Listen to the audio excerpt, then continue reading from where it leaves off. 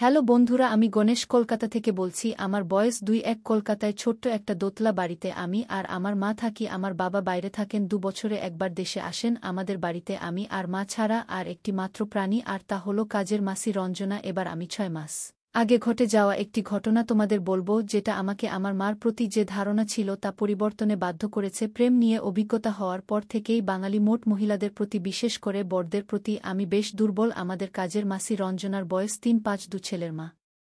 বুঝতেই পারছো, বেশ বড়। যেমনটি আমার পছন্দ, ওদিকে আমার মা শেতালি রানী এক ধাপ এগিয়ে, বয়স ৪-০৫ ফিট ৭ ইঞ্চি লম্বা, বিশাল, এক কথায় প্রায় একটা হস্তিনী। কিন্তু নিজের মা বলেই হয়তো অন্য দৃষ্টিতে দেখিনি। এবার আসা যাক মূল গল্পে। তখন গরমের সময়, আমার গরমের ছুটি চলছে। আমাদের বাড়ির পেছনে একটা স্নানঘর আছে, তার পাশেই একটা লেবু গাছের ঝোপ। একদিন মা আমাকে টেবিলে খাবার দিয়ে বলল আমি জ্যান খেয়ে নেই। মা পাশের বাড়ির অসুস্থ কাকিমাকে দেখতে যাচ্ছে। আমি ভাতের সাথে লেবু বেশ পছন্দ করি, তাই লেবু খুঁজছিলাম, ফ্রিজে না পেয়ে ভাবলাম গাছ থেকে নিয়ে আসি। আমি পেছনের লেবু গ্যাসের কাছে যেতেই স্নান ঘরে গুনগুন আওয়াজ পেলাম। বুঝলাম রঞ্জনা মাসি ছাড়া আর কেউ নয়, মানে মাছি এখন স্নান করবে। ওদিকে মাও নেই। আমি আর দেরি না করে পা টিপে টিপে স্নান ঘরে টিনের কাছে গেলাম। একটা ফুটতে চোখ রাখলাম। কল্পনাতীত এক দৃশ্য আমার চোখের সামনে ভেসে উঠল। আমি কুলকুল করে ঘামছি আর আমার ছোট্ট বাবুর জাগরণ টের পাচ্ছি আমার নিজ চোখে। এ ঘটনা দেখার পরও আমার বিশ্বাস হচ্ছে না যে আমি এ দৃশ্য দেখছি। এবার মাসি বিড়বিড়িয়ে বলে উঠল, ভগবানের লীলা বোঝা দেয়। আমরা গরিব বলে মানুষের বাড়ি বাড়ি কাজ করি আর বাড়ির কর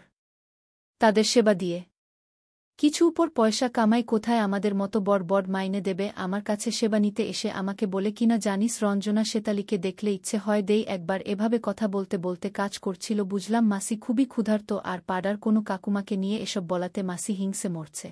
মাসি তখনও আপন মনে কাজ করতে লাগল। অমনি আমি মার ডাক শুনতে পেলাম। আমি তড়ি ঘড়ি করে ঘরে গেলাম। আমি ঘেমে নিয়ে একাকার হয়ে গেছি। মা আমাকে দেখে বল, না খেয়ে কোথায় গিয়েছিলি? এই তো লেবু আনতে। কাপা কাপা গলায় বললাম। মা মুচকি হেসে বল, লেবু ডাসা না কচি, মানে কখন তোকে খাবার দিলাম আর লেবু নিয়ে ফিরলি এমাত্র বুঝি? মা মুখ টিপে হাসছে। ব্যাপারটা কি? কই লেবু এনেছিস না কেন? ভালো লেবু পাসনি নাকি? লেবুগুলো এখনো ছোট বড় হয়নি? হ্যাঁ মা, তুমি ঠিকই বলেছ, এখনো বড় হয়নি। তাহলে বাবা কষ্ট করে এবেলা খেয়ে নে, রাতে মা তোর জন্য ডাসা টসের রসালো ডবকা লেবুর ব্যবস্থা করব। মার মুখ টেপা হাসি তখনও চলছে। আমি স্পষ্ট বোধ করছিলাম, কারণ আমার নিচের অবস্থা খারাপ, তবে স্বস্তি বোধ করছিলাম এ কারণে যে মা টের পাইনি যে আমি রঞ্জনা মাসির স্নান দেখছিলাম। আসলেই কি টের পাইনি নাকি? রাতে খাবার পর দোতলার একদম কণার ঘরে, অর্থাৎ মার ঘরে গেলাম। মা শুয়ে টিভিতে সিরিয়াল দেখছিল।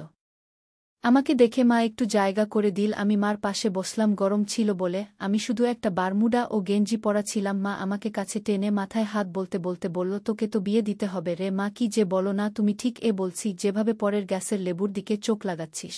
বলা তো যায় না কখন কি করে ফেলিস। আমি একটু ঘাবড়ে গেলাম। মা মুচকি মুচকি হাসছে আচমকা। মা বল, হ্যারে খোকা, রঞ্জনার লেবু কেমন রে? মা তুমি এসব কি বলছো? কি বলছি না বলি? দুপুরে লেবু আনতে গিয়েছিলি না রঞ্জনার দেখতে গিয়েছিলি? আমি বুঝলাম যে ধরা পড়ে গেছি। ভয়ে আমার বুক শুকিয়ে কাঠ হয়ে গেল। আমার মা খুবই বদমেজাজি। মা আবার বলতে লাগল, ওসব নিচু জাতের মহিলাদের দেখতে গিয়ে যদি ধরা পড়তিস তো কি হতো তুই বুঝিস? এ ঘটনা ধামাচাপা দেওয়ার জন্য মহিলাটাকে তখন তেল মারতে হতো। আমার ভুল হয়েছে মা, আমি আর এমনটি করব না। ভুল তোর হয়নি, হয়েছে আমার। তোকে আমি সঠিকভাবে বড় করতে পারিনি। আমি আর এ কাজ করব না। তাহলে কি করবি? এই বাংলা বইয়ের ছবি দেখে সুখ নিবি। এই বলে মা একটা বাংলা বই বের করল, যেটা আমি কিছুদিন আগে কিনেছিলাম। আমি লজ্জায় মাথা নিচু করে ফেললাম। মা মুখ টিপে হাসতে হাসতে বাংলা বইটার পাতা উল্টাতে লাগল আর বল, লজ্জার কিছু নেই, এ বয়সে এসব বাংলা বই পড়াটাই স্বাভাবিক। বিয়ের আগে আমিও পড়েছি। আমি তো শুনেছ। নিজের মার মুখে এমন কথা আশা করিনি। আচমকা মা প্রশ্ন করল, হ্যারে গণেশ, বড়দের প্রতি তুই খুব দুর্বল না? মানে মা প্লিজ না, মানে কিরে? তোর এই বইতে যত গল্প আছে তার সবগুলোতে আছে আমি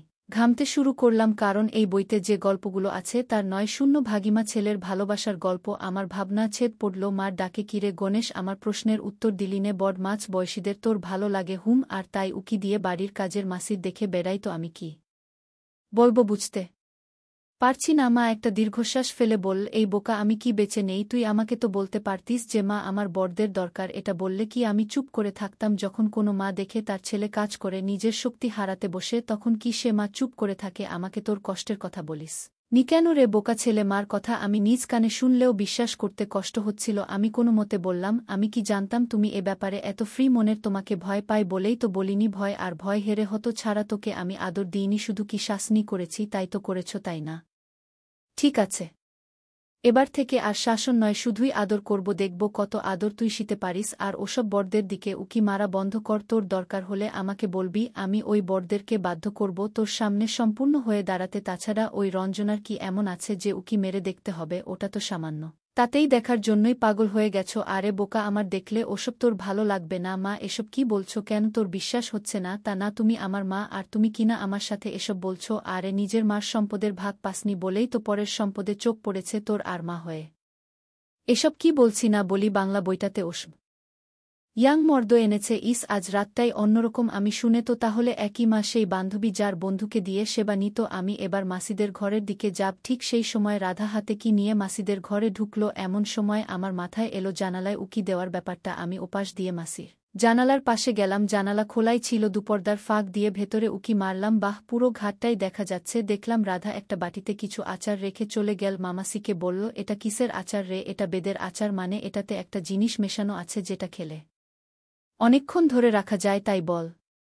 আচ্ছা, সুনীলের খবর কী রে? কতদিন বাদে আজ ওর খাবার খাবো। সুনীলের দেওয়া খাবি মিনে? ও কি তোকে আমেরিকা থেকে দিবে নাকি? এর মানে কি? আরে সুনীল আজ 1.5 মাস হলো ওর বউ আর ছেলে নিয়ে আমেরিকা চলে গেছে। কি বলছিস? তাহলে তুই আমাকে এখানে নিয়ে এলি কেন? কার সেবা করব? সেটাই তো সারপ্রাইজ। আচ্ছা, সুনীলের বউ তো বাজা, তাহলে ওর ছেলে হলো কি করে? সেটা আরও বড় সারপ্রাইজ। ঢং করিস না তো, আমাকে খুলে বলতো। শোন, তোর জন্য দুটো সারপ্রাইজ আছে। কি সেটা বলো না? বলছি বাবা, বলছি। তার আগে একটু ছেড়ে কিছু জল খালাস করে আসি। হেরে আমারও হিসি পেয়েছে, চল দুজন একসাথে হিসি দিয়ে আসি, তারপর তোর সারপ্রাইজ শোনা যাবে। মা মাসি হিসি দিতে গেল, আর আমি দাঁড়িয়ে অপেক্ষা করতে লাগলাম। দুমুটকি ফিরে এসে আবার বিছানায় হাত শোয়া হলো। মা টিভি ছেড়ে সাউন্ড অফ করে দিল, আর মাসি শুরু করল সারা জাগানো কথাবার্তা। মা বল, হ্যাঁ রে, এবার বল প্রথম সারপ্রাইজটা কি? আমার এগুলো দেখেছিস কতবার দেখলাম। কেন, কি হয়েছে? না মানে আজ দেখেছিস? তুই যখন স্নান করে বেরলি তখন দেখেছি। কিছু টের পেয়েছিস? কি টের পাবো? আরে তুই গতবার যখন এসেছিলি ওগুলোর ছিল 3-4, আর এখন ওগুলো 3-6। এতে অবাক হওয়ার কি আছে? আমার যে 4-0, কিন্তু তোর গুলো শুকনো আর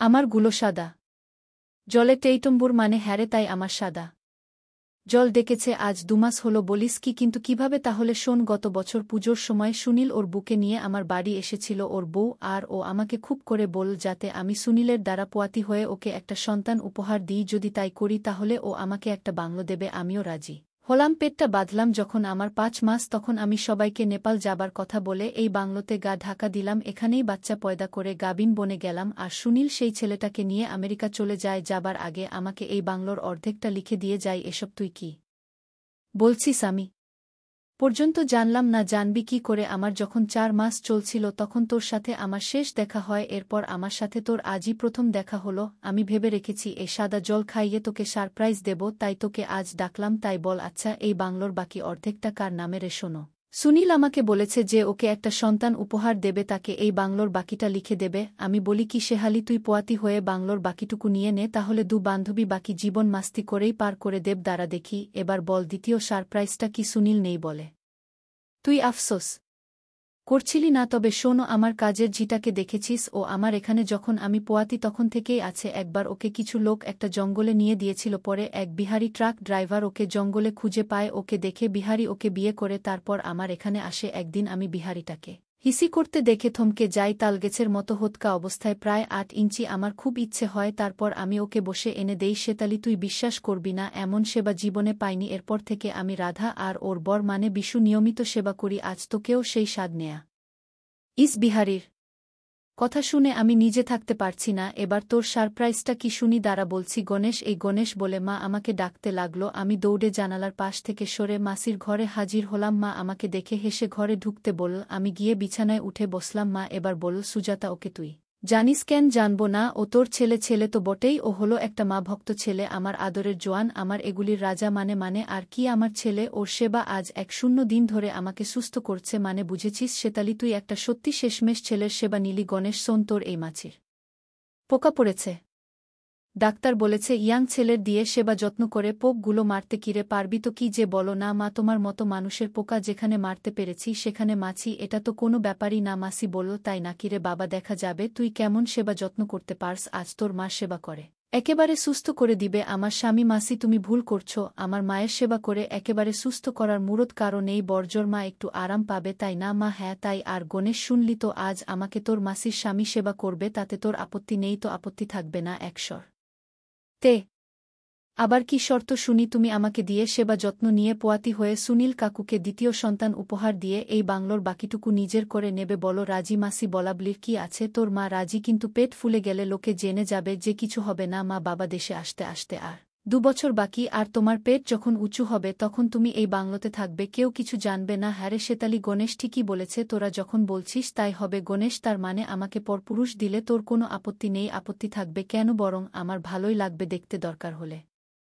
আমি নিজে ওই বিহারীর সাথে সেবা করতে সাহায্য করব। একেই বলে মায়ের যোগ্য সন্তান। হ্যাঁ রে গণেশ, তুই আমাদের কথা লুকিয়ে লুকিয়ে শুনেছিস? হ্যাঁ শুনেছি। তা মাসি তোমাকে খাওয়াতে খুব মনে চাইছে যে গণেশ, আমাকে একটু দিয়ে খাস, আমাকে না দিয়ে একা একা খাস না। বাবা, আজ আমরা মা ছেলে মিলে তোর মাসির ট্যাঙ্কি খালি করব, তা খানাকে বারণ করেছে। কিছুদিন পর আমিও তোর থেকে তোর ছেলেকে নিয়ে খব। তা তো বটেই, সেই বাংলোতে আমার অনেক আনন্দ করে দিন পার করেছি। আমরা যদিও কলকাতায় থাকি, তবে প্রায়ই বাংলো গিয়ে সবাই মিলে আনন্দে মেতে উঠি। এখন আমরা বেশ সুখী। অবশ্য এমন সুযোগ পেলে কে না সুখী হয় বলো?